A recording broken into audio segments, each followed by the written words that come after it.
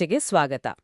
ನಾವು ಮಾತಾಡೋಕೆ ಹೊರಟಿರೋದು ಒಂದು ತುಂಬಾ ಇಂಟ್ರೆಸ್ಟಿಂಗ್ ಪುಸ್ತಕದ ಬಗ್ಗೆ, ಆಂಡಿ ಕೋರ್ ಅವರ change your day not your life. ನಮ್ಮೆಲ್ಲರಿಗೂ ದೊಡ್ಡೊಡ್ಡ ಕನಸುಗಳಿರ್ತವೆ, ಗುರಿಗಳಿರ್ತವೆ ಅಲ್ವಾ? ಆದ್ರೆ ಬೆಳಗ್ಗೆ ಎದ್ದಾಗ ಇವತ್ತು ಜಿಮ್ಮಿಗೆ ಹೋಗ್ಬೇಕು, ಆ ಪ್ರಾಜೆಕ್ಟ್ ಮುಗಿಸ್ಬೇಕು ಅಂತ ಅನ್ಕೊಂಡ್ರು ಆ ಮೋಟಿವೇಶನ್ ಎಲ್ಲಿಂದ ಬರುತ್ತೆ, ಎಲ್ಲಿಗೆ ಹೋಗುತ್ತೆ ಅಂತಾನೆ ಗೊತ್ತಾಗಲ್ಲ. ಈ ಪುಸ್ತಕ ಹೇಳೋದು, ನಿಮ್ಮ ಇಡೀ ಜೀವನವನ್ನೇ ಬದಲಾಯಿಸೋಕ್ ಹೋಗ್ಬೇಡಿ, ಮೊದಲು ನಿಮ್ಮ ಇವತ್ತಿನ ದಿನವನ್ನ ಬದಲಾಯಿಸಿ ಸಾಕು ಅಂತ. ಹೌದು, ಇದು ಕೇವಲ ಥಿಯರಿ ಅಲ್ಲ, ನಮ್ಮ ದಿನನಿತ್ಯದ ಜೀವನದಲ್ಲಿ ನಾವು ಎದುರಿಸುವ ಒಂದು ದೊಡ್ಡ ಪ್ರಶ್ನೆಗೆ ಉತ್ತರ ಕೊಡೋಕೆ ಪ್ರಯತ್ನಿಸ್ತದೆ. ಆ ಪ್ರಶ್ನೆ ಅಂದ್ರೆ, ನಾನು ಮಾಡಬೇಕಾಗಿರೋ ಕೆಲಸ ಯಾವುದು ಅಂತ ಗೊತ್ತಿದ್ರೂ ಅದನ್ನು ಮಾಡೋಕೆ ನನಗೇಕೆ ಇಷ್ಟವಾಗ್ತಿಲ್ಲ. ಈ ಪುಸ್ತಕ ಆ ಯಾಕೆ ಅನ್ನೋದನ್ನ ಅರ್ಥ ಮಾಡ್ಕೊಳ್ಳೋಕೆ ಸಹಾಯ ಮಾಡುತ್ತೆ. ಸರಿ, ಹಾಗಿದ್ರೆ ಶುರು ಮಾಡೋಣ. ಪುಸ್ತಕದ ಆರಂಭದಲ್ಲಿ ಡ್ಯಾರೆನ್ ಬ್ರೌನ್ ಅನ್ನು ಒಬ್ಬ ಫೇಮಸ್ ಇಲ್ಯೂಷನಿಸ್ಟ್ ಮಾಡಿದ ಒಂದು ಪ್ರಯೋಗದ ಬಗ್ಗೆ ಹೇಳಿದ್ದಾರೆ. ಇದು ಕೇಳೋಕೆ ಸ್ವಲ್ಪ ವಿಚಿತ್ರವಾಗಿದೆ. ಹೌದು, ಅವರಿಬ್ರು ಟಾಪ್ ಆಡ್ ಏಜೆನ್ಸಿ ಎಕ್ಸಿಕ್ಯೂಟಿವ್ಗಳನ್ನ ಒಂದು ಟ್ಯಾಕ್ಸಿಡರ್ಮಿ ಶಾಪ್ಗೆ, ಅಂದ್ರೆ ಸತ್ತ ಪ್ರಾಣಿಗಳನ್ನು ಸ್ಟಫ್ ಮಾಡಿ ಇಡೋ ಅಂಗಡಿ, ಅಲ್ಲಿಗೆ ಒಂದು ಲೋಗೋ ಡಿಸೈನ್ ಮಾಡಕ್ಕೆ ಕರೀತಾರೆ. ಹೌದು, ಆದ್ರೆ ಇಲ್ಲಿರೋ ಟ್ವಿಸ್ಟ್ ಏನ್ ಗೊತ್ತಾ? ಏನು? ಆ ಎಕ್ಸಿಕ್ಯೂಟಿವ್ಗಳು ಆಫೀಸ್ಗೆ ಬರೋ ದಾರಿಯಲ್ಲಿ ಡ್ಯಾರೆನ್ ಬ್ರೌನ್ ಉದ್ದೇಶಪೂರ್ವಕವಾಗಿ ಕೆಲವು ಸುಳಿವುಗಳನ್ನ ಇಟ್ಟಿರ್ತಾರೆ.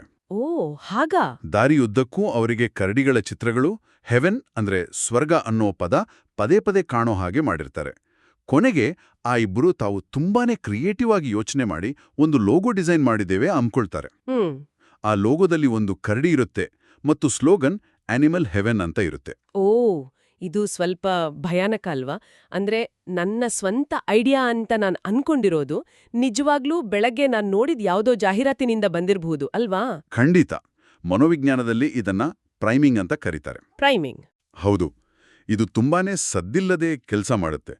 ನಮ್ಮ ಅರಿವಿಗೆ ಬರದ ಹಾಗೆ ನಮ್ಮ ಪರಿಸರ, ನಮ್ಮ ನಿರ್ಧಾರಗಳ ಮೇಲೆ ಪ್ರಭಾವ ಬೀರುತ್ತೆ.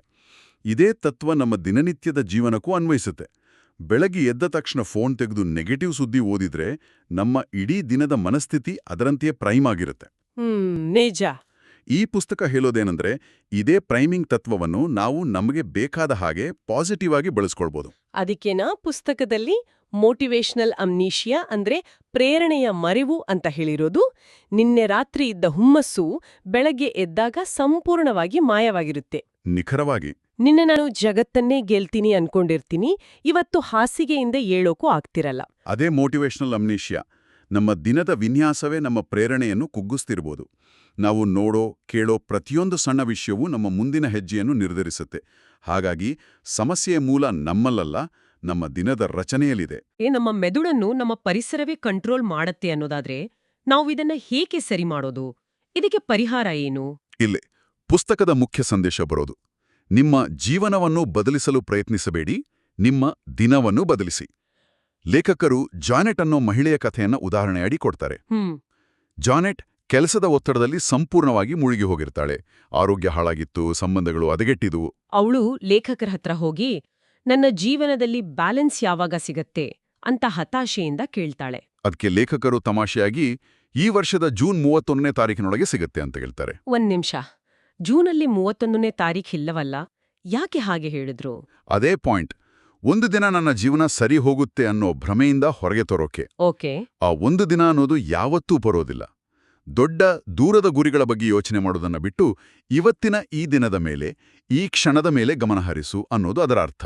ಅಂದ್ರೆ ಲೈಫ್ ಬೈವ್ಸ್ ಅನ್ನೋದು ದೊಡ್ಡ ಗುರಿ ಅಲ್ಲ, ಅದು ಪ್ರತಿದಿನ ನಾವು ಮಾಡೋ ಸಣ್ಣ ಸಣ್ಣ ಆಯ್ಕೆಗಳ ಮೊತ್ತ. ಖಂಡಿತವಾಗಿ. ಸರಿ, ಜಾನೆಟ್ ಕಥೆ ಕೇಳೋಕೆ ಚೆನ್ನಾಗಿದೆ, ದಿನವನ್ನು ಬದಲಾಯಿಸಬೇಕು ಅಂತಾನೂ ಗೊತ್ತಾಯ್ತು. ಆದ್ರೆ ಆ ಮೊದಲ ಹೆಜ್ಜೆ ಇಡೋದೇ ಕಷ್ಟ ಅಲ್ವಾ? ಬೆಳಿಗ್ಗೆ ಅಲಾರಂ ಆಫ್ ಮಾಡಿ ಮತ್ತೆ ಮಲ್ಗೋದು ನಮಗೆಲ್ರಿಗೂ ಅನುಭವ ಇರೋ ಅಂಥದ್ದೇ. ಆ ಆರಂಭದ ಜಡತ್ವವನ್ನು ಮುರಿಯೋದು ಹೇಗೆ? ಖಂಡಿತ, ಆ ಮೊದಲ ಹೆಜ್ಜೆಯೇ ಅತಿ ದೊಡ್ಡ ಸವಾಲು. ಅದಕ್ಕೆ ಪುಸ್ತಕದಲ್ಲಿ ಬಿಹೇವಿಯರಲ್ ಮೊಮೆಂಟಮ್ ಅಂದ್ರೆ ವರ್ತನೆಯ ಗತಿ ಅನ್ನೋ ಪರಿಕಲ್ಪನೆ ಬಗ್ಗೆ ಮಾತಾಡೋದು. Behavioural momentum? ಹೌದು. ಐಸಾಕ್ ನ್ಯೂಟನ್ ಹೇಳಿದ ಹಾಗೆ, ಒಮ್ಮೆ ಚಲಿಸಲು ಶುರು ಮಾಡಿದ ವಸ್ತು ಸುಲಭವಾಗಿ ನಿಲ್ಲಲ್ಲ. ನಮ್ಮ ಅಭ್ಯಾಸಗಳು ಹಾಗೇನೆ. ಅಂದ್ರೆ ದಿನದ ಮೊದಲ ಕೆಲಸ ನಮ್ಮ ಇಡೀ ದಿನದ ಟೋನ್ ಸೆಟ್ ಮಾಡುತ್ತೆ ಅಂತಾನಾ? ಹೌದು. ಪುಸ್ತಕದಲ್ಲಿ ಬ್ಯಾರಿ ಅನ್ನೋ ಒಬ್ಬ ಯಶಸ್ವಿ ಸೇಲ್ಸ್ಮ್ಯಾನ್ನ ಉದಾಹರಣೆ ಇದೆ. ಅವನ ಜೊತೆ ಕೆಲಸ ಮಾಡೋರು ಬೆಳಿಗ್ಗೆ 1 ಗಂಟೆಗೆ ಕಾಫಿ ಕುಡಿಯುತ್ತಾ ಪೇಪರ್ ಓದ್ತಿದ್ರೆ ಬ್ಯಾರಿ ಎಷ್ಟೊತ್ತಿಗಾಗ್ಲೇ ಜಿಮ್ ಮುಗಿಸಿ ಆರೋಗ್ಯಕರ ತಿಂಡಿ ತಿಂದು 2-3 ಕ್ಲೈಂಟ್ ಕಾಲ್ಸ್ ಕೂಡ ಮಾಡಿರ್ತಾನೆ. ಅವನು ದಿನವನ್ನು ಒಂದು ಸಣ್ಣ ಗೆಲುವಿನೊಂದಿಗೆ ಶುರು ಮಾಡ್ತಾನೆ. ಉದಾಹರಣೆಗೆ, ಬೆಳಗ್ಗೆ ಎದ್ದು ತನ್ನ ಹಾಸಿಗೆಯನ್ನು ಸರಿಪಡಿಸೋದು. ಸಣ್ಣ ಕೆಲ್ಸ. ಆ ಸಣ್ಣ ಕೆಲಸದಿಂದ ಸಿಕ್ಕ ಗತಿ ಅವನನ್ನು ಮುಂದಿನ ಕೆಲಸ ಮಾಡಲು ಪ್ರೇರೇಪಿಸುತ್ತೆ. ಇದು ಡೂನೋ ಬಿ ತತ್ವಕ್ಕೆ ಸಂಬಂಧಪಟ್ಟಿದ್ದ, ಅಂದ್ರೆ ಮಾಡು, ತಿಳಿ, ಆಗು. ಪುಸ್ತಕದಲ್ಲಿ ಇದ್ರ ಬಗ್ಗೆ ಹೇಳಿದ್ದಾರೆ. ಖಂಡಿತ. ಇದು ನಾವು ಯೋಚಿಸೋ ರೀತಿಗೆ ಪೂರ್ತಿ ಉಲ್ಟ. ನಾವು ಸಾಮಾನ್ಯವಾಗಿ ಮೊದಲು ಒಂದು ವಿಷಯದ ಬಗ್ಗೆ ತಿಳಿದುಕೊಂಡರೆ ನೋ, ಹೌದು, ಆಮೇಲೆ ಅದನ್ನು ಮಾಡುತ್ತೇವೆ, ಡು, ಮತ್ತು ಕೊನೆಗೆ ಆ ರೀತಿ ಆಗುತ್ತೇವೆ, ಬಿ ಅನ್ಕೊಂಡಿದ್ದೇವೆ. ಹೌದು. ಉದಾಹರಣೆಗೆ, ನನಗೆ ಮೋಟಿವೇಶನ್ ಬಂದ ಮೇಲೆ ಜಿಮ್ಮಿಗೆ ಹೋಗ್ತೀನಿ ಅಂತೀವಿ. ಕರೆಕ್ಟ್. ನಾವೆಲ್ಲರೂ ಹಾಗೆ ಅಲ್ವಾ ಹೇಳೋದು. ಆದರೆ ಈ ಪುಸ್ತಕ ಹೇಳೋದು, ನೀನು ಜಿಮ್ಗೆ ಹೋದ್ರೆ ಡು, ನಿನಗೆ ಆಮೇಲೆ ಮೋಟಿವೇಶನ್ ಬರುತ್ತೆ, ನೋ, ಮತ್ತು ನೀನು ಫಿಟ್ ಆಗ್ತೀಯ, ಬಿ ಅಂತ. ಇದು ನಿಜವಾಗ್ಲೂ ಕೆಲಸ ಮಾಡುತ್ತಾ? ಖಂಡಿತ. ಇದೇ ಅತಿದೊಡ್ಡ ಮಾನಸಿಕ ತಡೆಗೋಡೆ. ನಾವು ನಮ್ಮ ಭಾವನೆಗಳು ನಮ್ಮ ಕ್ರಿಯೆಗಳನ್ನು ನಿಯಂತ್ರಿಸುತ್ತವೆ ಅಂದುಕೊಂಡಿದ್ದೇವೆ. ಆದರೆ ವಾಸ್ತವದಲ್ಲಿ ನಮ್ಮ ಕ್ರಿಯೆಗಳು ನಮ್ಮ ಭಾವನೆಗಳನ್ನು ರೂಪಿಸುವ ಶಕ್ತಿ ಹೊಂದಿವೆ. ಒಂದು ಸಣ್ಣ ವ್ಯಾಯಾಮ ಮಾಡಿದ ತಕ್ಷಣ ಮೆದುಳಿನಲ್ಲಿ ಎಂಡಾರ್ಫಿನ್ಗಳು ಬಿಡುಗಡೆ ಆಗುತ್ತವೆ. ಆ ಸಣ್ಣ ಗೆಲುವಿನ ಭಾವನೆಯೇ ಮುಂದಿನ ಕೆಲಸಕ್ಕೆ ಪ್ರೇರಣೆ ನೀಡುತ್ತದೆ. ಅಂದ್ರೆ ನಾವು ಪ್ರೇರಣೆಗಾಗಿ ಕಾಯಬೇಕಾಗಿಲ್ಲ, ನಾವೇ ಅದನ್ನು ಸಣ್ಣ ಕ್ರಿಯೆಗಳ ಮೂಲಕ ಸೃಷ್ಟಿಸಬಹುದು. ನಿಖರವಾಗಿ. ವಾಹ್, ಇದು ನಿಜಕ್ಕೂ ಒಂದು ವಿಭಿನ್ನ ದೃಷ್ಟಿಕೋನ. ಕ್ರಿಯೆಯು ಆಲೋಚನೆಯನ್ನು ಬದಲಾಯಿಸುತ್ತದೆ. ಹಾಗಿದ್ರೆ ಈ ಬಿಹೇವಿಯರಲ್ ಮೊಮೆಂಟಮ್ ಅನ್ನು ನಮ್ಮ ದಿನದಲ್ಲಿ ಅಳವಡಿಸಿಕೊಳ್ಳಲು ಮಿನಿ ಪ್ಯಾಟರ್ನ್ಸ್ ಅಂದ್ರೆ ಕಿರು ನಮೂನೆಗಳು ಸಹಾಯ ಮಾಡುತ್ತವೆ ಅಂತ ಪುಸ್ತಕದಲ್ಲಿ ಹೇಳಿದ್ದಾರೆ. ಇದನ್ನ ಸ್ವಲ್ಪ ವಿವರಿಸಬಹುದಾ? ಮಿನಿ ಪ್ಯಾಟರ್ನ್ಸ್ ಅಂದ್ರೆ ಒಂದು ನಿರ್ದಿಷ್ಟ ಪ್ರಚೋದಕಕ್ಕೆ ಅಂದ್ರೆ ಟ್ರಿಗರ್ಗೆ ನಾವು ಮಾಡುವ ಕೆಲವು ಹಂತಗಳ ಸರಣಿ. ಸರಿ. ಲೇಖಕರ ಪತ್ನಿಯ ಉದಾಹರಣೆ ತಗೊಳ್ಳೋಣ. ಅವರು ಮನೆಗೆ ಬಂದ ತಕ್ಷಣ ಯೋಚನೆ ಮಾಡದೆ ಕೀಗಳನ್ನು ಒಂದು ನಿರ್ದಿಷ್ಟ ಬಟ್ಟಲಿನಲ್ಲಿ ಇಡುತ್ತಾರೆ. ಓಕೆ. ಇಲ್ಲಿ ಮನೆಗೆ ಬರುವುದು ಅನ್ನೋದು ಟ್ರಿಗರ್, ಕೀಗಳನ್ನು ಬಟ್ಟಲಿನಲ್ಲಿಡುವುದು ಪ್ಯಾಟ್ರನ್. ಇದರಿಂದ ಏನಾಗುತ್ತೆ ಅಂದ್ರೆ ಪ್ರತಿ ಬಾರಿ ಕೀಗಳನ್ನು ಎಲ್ಲಿಟ್ಟೆ ಅಂತ ಹುಡುಕುವ ಒತ್ತಡ, ಸಮಯ ವ್ಯರ್ಥವಾಗುವುದು ತಪ್ಪುತ್ತೆ. ಓ, ಇದು ನಮ್ಮ ವಿಲ್ ಪವರ್ ಅಥವಾ ಇಚ್ಛಾಶಕ್ತಿಯನ್ನು ಉಳಿಸೋ ತರಹ ಅಲ್ವಾ? ಅಂದ್ರೆ ಪ್ರತಿದಿನ ಸಣ್ಣ ಸಣ್ಣ ವಿಷಯಗಳಿಗೆಲ್ಲ ನಿರ್ಧಾರ ತೆಗೆದುಕೊಂಡು ನಮ್ಮ ಮೆದುಳಿಗೆ ಸುಸ್ತು ಮಾಡೋ ಬದಲು ಕೆಲವೊಂದನ್ನು ಅಭ್ಯಾಸ ಮಾಡ್ಕೊಂಡ್ಬಿಟ್ರೆ ಮುಖ್ಯವಾದ ವಿಷಯಗಳಿಗೆ ನಮ್ಮ ಶಕ್ತಿ ಉಳಿಯುತ್ತೆ. ನಿಖರವಾಗಿ. ಇದನ್ನೇ ಡಿಸಿಷನ್ ಫಟೀಗ್ ಅಂತಾರೆ. ಡಿಸಿಷನ್ ಫಟೀಗ್. ಹೌದು. ದಿನಕ್ಕೆ ನಾವು ಸಾವಿರಾರು ಸಣ್ಣ ಪುಟ್ಟ ನಿರ್ಧಾರಗಳನ್ನು ತೆಗೆದುಕೊಳ್ಳುತ್ತೇವೆ. ಯಾವ ಬಟ್ಟೆ ಹಾಕ್ಕೊಳ್ಳಿ ಇಂದ ಹಿಡಿದು ಏನು ತಿಂಡಿ ತಿನ್ನಲಿ ಇವರೆಗೆ. ಈ ಮಿನಿ ಪ್ಯಾಟರ್ನ್ಗಳು ನಮ್ಮನ್ನು ಆಟೋ ಪೈಲಟ್ ಮೋಡ್ಗೆ ಹಾಕ್ತವೆ. ಆದರೆ ಇದರಲ್ಲಿ ಒಂದು ಎಚ್ಚರಿಕೆ ಇದೆ. ಈ ತಂತ್ರವನ್ನು ದಿನನಿತ್ಯದ ಸಣ್ಣ ಕೆಲಸಗಳಿಗೆ ಬಳಸುವುದು ಸರಿ, ಆದರೆ ಜೀವನದ ದೊಡ್ಡ ನಿರ್ಧಾರಗಳಲ್ಲಿ ನಾವು ಯೋಚಿಸದೆ ವರ್ತಿಸಲು ಶುರು ಮಾಡಬಾರದು. ಸರಿ. ಎಲ್ಲಿ ಆಟೋ ಪೈಲಟ್ ಬೇಕು, ಎಲ್ಲಿ ಪ್ರಜ್ಞಾಪೂರ್ವಕವಾಗಿರ್ಬೇಕು ಎನ್ನೋ ವಿವೇಚನೆ ಮುಖ್ಯ. ಖಂಡಿತ. ಸರಿ. ಇಲ್ಲಿಯವರೆಗೆ ನಾವು ಪ್ರಾಯೋಗಿಕ ತಂತ್ರಗಳ ಬಗ್ಗೆ ಮಾತನಾಡಿದೆವು. ದಿನವನ್ನು ಬದಲಾಯಿಸೋಕೆ ಬೇಕಾದ ಟೂಲ್ಸ್ ಸಿಕ್ಕಾಗೆ ಆಯ್ತು. ಆದ್ರೆ ಇಷ್ಟೆಲ್ಲ ಮಾಡೋಕೆ ಒಂದು ಸರಿಯಾದ ಮನಸ್ಥಿತಿ ಕೂಡ ಬೇಕಲ್ವಾ?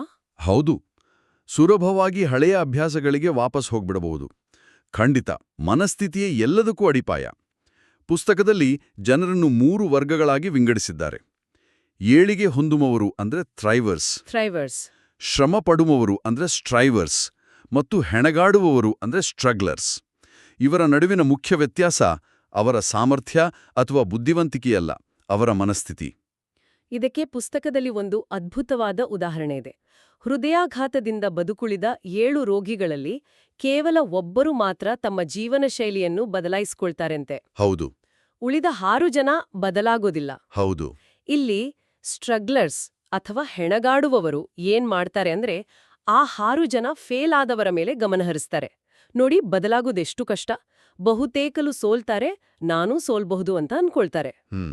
ಆದ್ರೆ ಥ್ರೈವರ್ಸ್ ಅಥವಾ ಏಳಿಗೆ ಹೊಂದುವವರು ಏನ್ ಮಾಡ್ತಾರೆ ಗೊತ್ತಾ? ಅವರು ಆ ಯಶಸ್ವಿಯಾದ ಒಬ್ಬ ವ್ಯಕ್ತಿಯ ಮೇಲೆ ಗಮನಹರಿಸ್ತಾರೆ. ಒಬ್ಬರಿಂದ ಸಾಧ್ಯವಾಗುವುದಾದ್ರೆ ನನ್ನಿಂದಲೂ ಸಾಧ್ಯ ಅಂತ ಯೋಚಿಸ್ತಾರೆ. ವಾವ್, ಇದು ದೃಷ್ಟಿಕೋನವನ್ನ ಸಂಪೂರ್ಣವಾಗಿ ಬದಲಾಯಿಸುತ್ತೆ. ಖಂಡಿತ.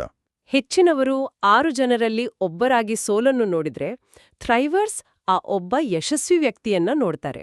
ಇದನ್ನೇ ಹೋಪ್ ಲೈಕ್ ಎ ಥ್ರೈವರ್ ಅಂತ ಲೇಖಕರು ಹೇಳೋದು. ಭರವಸೆಯನ್ನು ಹುಡುಕುವುದು.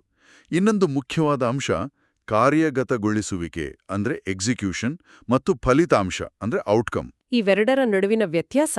ಹೌದು. ಒಲಿಂಪಿಕ್ ಕ್ರೀಡಾಪಟುಗಳು ಯಾವಾಗಲೂ ಚಿನ್ನದ ಪದಕದ ಬಗ್ಗೆ ಯೋಚಿಸ್ತಾ ಕೂತ್ರೆ ಒತ್ತಡ ಹೆಚ್ಚಾಗಿ ಅವರ ಪ್ರದರ್ಶನ ಹಾಳಾಗುತ್ತೆ. ಹೌದು, ಯಾಕಂದ್ರೆ ಫಲಿತಾಂಶ ನಮ್ಮ ಕೈಲ್ ಇರೋದಿಲ್ಲ. ಕರೆಕ್ಟ್. ಹಾಗಾಗಿ ಅವರು ತಮ್ಮ ದೈನಂದಿನ ಅಭ್ಯಾಸ, ತಂತ್ರಗಾರಿಕೆ ಮತ್ತು ಅದನ್ನು ಪರಿಪೂರ್ಣವಾಗಿ ಕಾರ್ಯಗತಗೊಳಿಸುವುದರ ಮೇಲೆ ಮಾತ್ರ ಗಮನಹರಿಸ್ತಾರೆ. ಪದಕ ಗೆಲ್ಲುವುದು ಅದರ ಒಂದು ಸಹ ಉತ್ಪನ್ನ ಅಷ್ಟೇ. ನಾವು ಅಷ್ಟೇ. ನಾನು 10 ಕೆಜಿ ತೂಕ ಇಳಿಸ್ಬೇಕು ಅಂತ ಫಲಿತಾಂಶದ ಬಗ್ಗೆ ಯೋಚಿಸೋ ಬದಲು ನಾನು ಇವತ್ತು 30 ನಿಮಿಷ ನಡೀತೇನೆ ಅಂತ ಪ್ರಕ್ರಿಯೆಯ ಮೇಲೆ ಗಮನ ಹರಿಸ್ಬೇಕು. ನಿಖರವಾಗಿ. ಮತ್ತು ಬಹುಶಃ ಎಲ್ಲಕ್ಕಿಂತ ಮುಖ್ಯವಾಗಿ ಥ್ರೈವರ್ಸ್ ತಮ್ಮನ್ನು ತಾವು ಬೇಗ ಕ್ಷಮಿಸಿಕೊಳ್ಳುತ್ತಾರೆ ಅಂತ ಪುಸ್ತಕ ಹೇಳುತ್ತೆ. ಇದು ನನಗೆ ಬಹಳ ಇಷ್ಟವಾದ ಅಂಶ. ಹೌದು. ನಾವೆಲ್ಲರೂ ತಪ್ಪು ಮಾಡಿದಾಗ ಅಥವಾ ಒಂದು ದಿನ ಅಂದುಕೊಂಡಿದ್ದನ್ನು ಮಾಡದಿದ್ದಾಗ ಅದರಲ್ಲೇ ಕೊರಗುತ್ತಾ ಕೂತುಬಿಡುತ್ತೇವೆ. ಛೇ, ಇವತ್ತು ಜಿಮ್ಮಿಗೂ ಹೋಗ್ಲಿಲ್ಲ, ಈ ವಾರ ಪೂರ್ತಿ ವೇಸ್ಟ್ ಆಯಿತು, ಮುಂದಿನ ಸೋಮವಾರದಿಂದ ಶುರು ಮಾಡ್ತೀನಿ ಅಂತೀವಿ. ಹೌದು. ಒಂದು ಕೆಟ್ಟ ದಿನವನ್ನು ಕೆಟ್ಟ ವಾರವನ್ನಾಗಿ, ಕೆಟ್ಟ ಜೀವನವನ್ನಾಗಿ ಪರಿವರ್ತಿಸಿಕೊಳ್ಳುತ್ತೇವೆ. ಆದರೆ ಥ್ರೈವರ್ಸ್ ಆಗಲ್ಲ. ಅವರು ಜವಾಬ್ದಾರಿ ತೆಗೆದುಕೊಳ್ಳುತ್ತಾರೆ, ಅದರಿಂದ ಪಾಠ ಕಲಿಯುತ್ತಾರೆ ಮತ್ತು ತಕ್ಷಣವೇ ಮುಂದಿನ ಹೆಜ್ಜೆ ಇಡುತ್ತಾರೆ. ಸರಿ, ಬೆಳಿಗ್ಗೆ ಆಗ್ಲಿಲ್ಲ, ಸಂಜೆ ವಾಕ್ ಮಾಡೋಣ ಅಂತ ಯೋಚಿಸ್ತಾರೆ. ಹೌದು. ಅವರ ಫೋಕಸ್ ಪರಿಪೂರ್ಣತೆಯ ಮೇಲಿರಲ್ಲ, ಪ್ರಗತಿಯ ಮೇಲಿರುತ್ತೆ. ಹಾಗಾದ್ರೆ ಇಷ್ಟೆಲ್ಲ ಚರ್ಚೆಯ ಸಾರಾಂಶವೇನು?